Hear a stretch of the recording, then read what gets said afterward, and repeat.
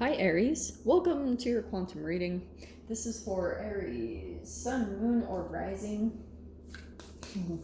And as always, welcome to my cross watchers. Cross watcher, you could be dealing with an Aries and the message could be for you. So feel free to take it however it resonates with you and your situation. Keep in mind that these are general and timeless readings. If you guys are wanting to book a one-on-one, my website information is down below in the description box. Just go ahead and subscribe your email there, and that way you'll always get an email notification every time my availability opens up. And as always, thank you guys so much for liking, subscribing. Thank you for all the ways that you have supported the channel. Let's dive in here. Okay, Aries, so what I wanted to go over, we have the new moon in Gemini and also this solar eclipse everyone is talking about because, right, we're moving into eclipse season. So what's going on with that? Like, obviously it's entanglement with planets. Like, whatever is going on energetically with them happens at a human level, at a quantum level within inside of you. So, right, the sun gets covered up. There's like a time of darkness depending on where you're at in the world and where you can see it. But from what I have seen, yeah, solar eclipses bring about like shifts and changes, sometimes a little bit dramatic depending on your situation, but it's kind of like the sun is an illumination. It's your path. It's the highest version of yourself, right? Because the sun feeds us life. It feeds us photons of light, which increases our energy and our frequency. And so when there's the shadow that comes over it, it's pretty much your shadow that comes up to the surface for the time being, and anything that's been getting in the way of your path or you evolving into a higher version of yourself will come up to the surface. Now for you specifically, the solar eclipse is going to be hitting your third house, which is interesting that we're in Gemini season. We're also in Mercury retrograde, and so the solar eclipse is going to be directly hitting your lines of communication, how you're going to be communicating with people, okay? Which we will definitely dive into. Let me see what Mars is doing for you too.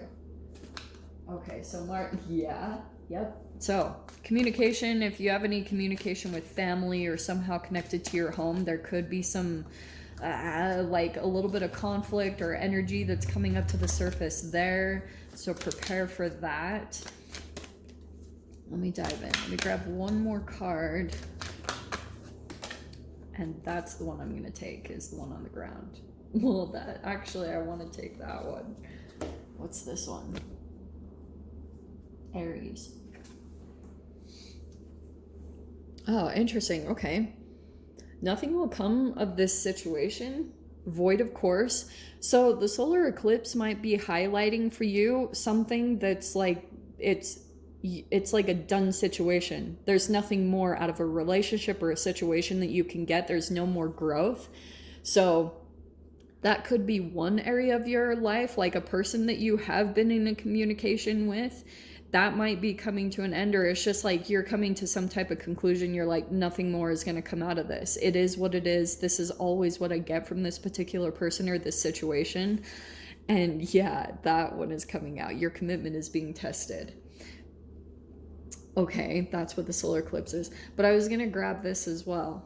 I do think, yeah, luck is on your side. Something's going to feel like something is lucky. It goes your way when you don't expect it to, type of a thing. Okay, let's grab the middle energy, kind of your frequency you'll be working with.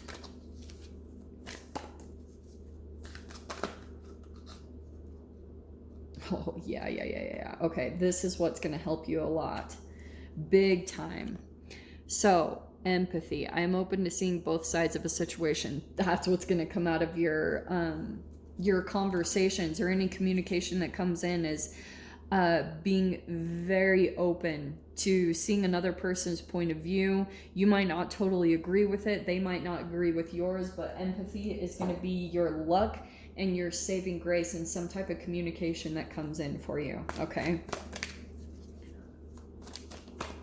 I almost feel like Aries, for you. Look at that. The very first card out is communication. I love when these cards do this. Okay. Yep, there's the Three of Swords.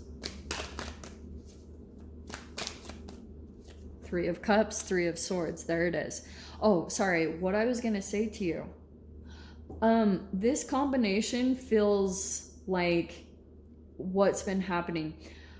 I feel like you've got someone in your environment, and it's almost like your ability to be empathic in a situation, or your empathy for a person, has been tested. Like for a while, you might have kind of shut off your empathy towards a person or a situation, and you kind of went within. There's the past energy. Okay. You could be dealing with people from your past. And it's interesting because Mars is, yeah, there it is. Mars is going to be affecting your 4th and 5th house throughout this month, right? Like I talked about in the astrology readings. And 4th house is Cancer. It's your home, your family. And that's why I was talking about, yeah, any communication that's going to be happening, it's going to be illuminations, a lot of like talking openly about things. And also, I feel as though like another area of your life, your commitment is being tested. Some of you guys, you might have been in some type of relationship. Oh, here it is. Okay, here it is. You might have been involved in some type of relationship where someone's trauma, they started testing you. Like they might have even brought in a third party, okay? Because there's the Three of Swords and the Three of Cups. That's one scenario I'm picking up on, but this also could be, especially with this Six of Cups, this could be someone that you've been connected with for a long time, or this could be siblings or family members. This is your past. It's coming back in. There's a lot of pain, a lot of like grief, maybe even health issues. There's a lot of that going on in these connections. And so the communication, you could hear news, or there's some ongoing communication with people from your past. And here's the Aries energy, okay? There's the Knight of Wands, which I feel like is a little bit of your energy, because I can sense that like this connection, or you hearing some communication in some way, shape, or form, you might be back and forth about it. Like, I don't know. You don't know what to do in this situation, okay? Because I think that, yeah, confused. You might be afraid that you'll get taken advantage of, or that you'll get drained energetically, or, you know, that there's some lies or deception behind this whole scenario that's coming up to the surface.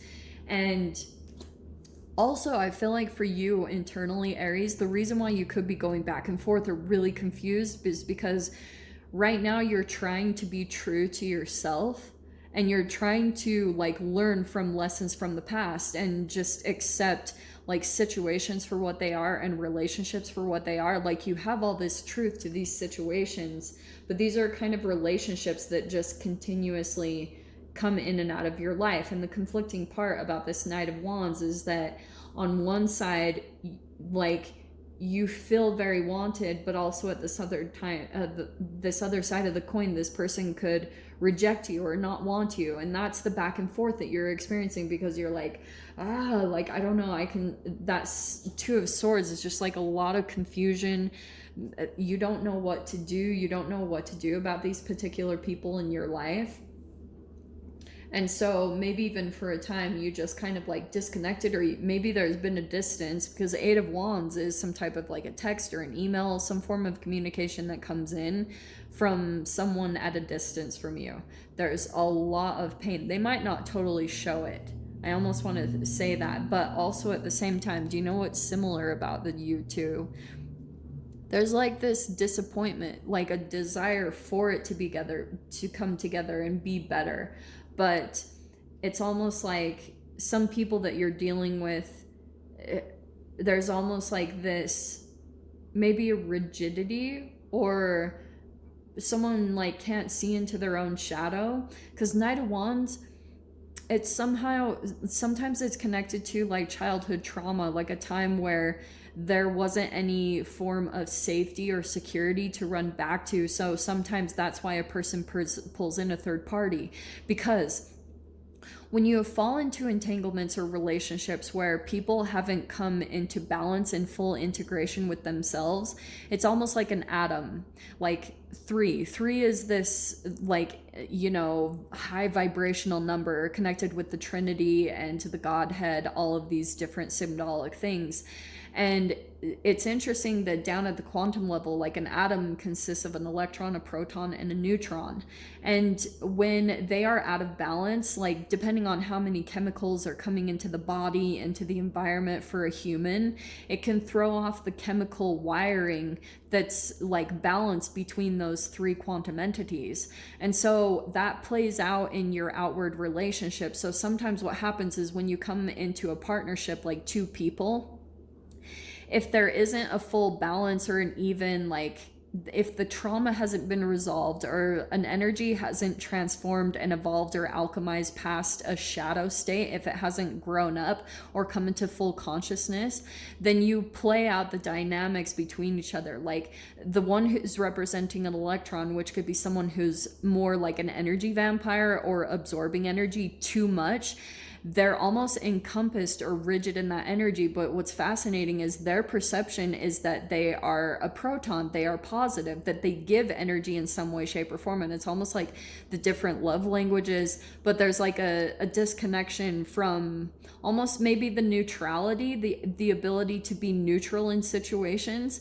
Because I, like in most relationships, people will fall into the extremes of that negativity or positivity, like similar to the atom. And so that's why sometimes like they bring in a third party, because they're trying to neutralize that energy when it falls too much into the extremes of empathing and electroning, you know, like narcissism or energy vampiring, however that's playing out. Because to me, it's connected to free radicals, and that can kind of throw off the balance. So if they pull in a third party, as far as like cheating, for instance, rather than pulling in a person that's maybe like a very neutral, like a therapist or a coach or a mediator, then that's where the imbalance comes in. And that's why I feel as though the past, like there's this desire to heal, to move past this, but it's like luck is on your side, but maybe the past is trying to come back in to go through a transformation. And someone could be seeing that you have a lot of luck on your side and wants to be a part of that.